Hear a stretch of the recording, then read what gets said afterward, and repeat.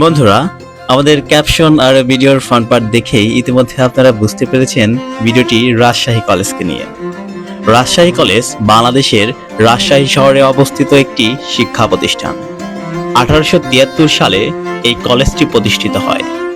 Dhaka college ও চট্টগ্রাম কলেজের পরে Rajshahi college বাংলাদেশের তৃতীয় প্রাচীনতম কলেজ।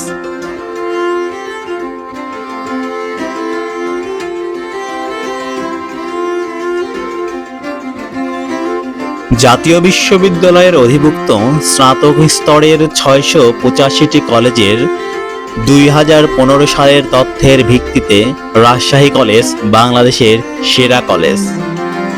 বাংলাদেশে এই কলেজ হতেই সর্বপ্রথম মাস্টার্স ডিগ্রি প্রদান করা শুরু হয়।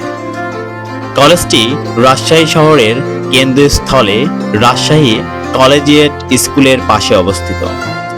এই প্রাচীন কলেজের পাশে অবস্থিত হওয়ার কারণে স্কুলটির নাম কলেজিয়েট রাখা হয়েছিল। এটি বাংলাদেশের জাতীয় বিশ্ববিদ্যালয়ের অধীনে মাস্টার্স ও সম্মান ডিগ্রি প্রদান করে থাকে।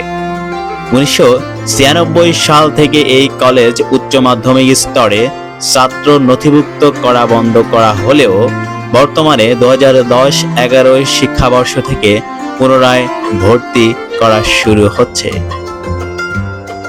2024 সালে রাজশাহী কলেজ সহ 4টি কলেজকে রাজশাহী বিশ্ববিদ্যালয়ের অন্তর্ভুক্ত করা হয়।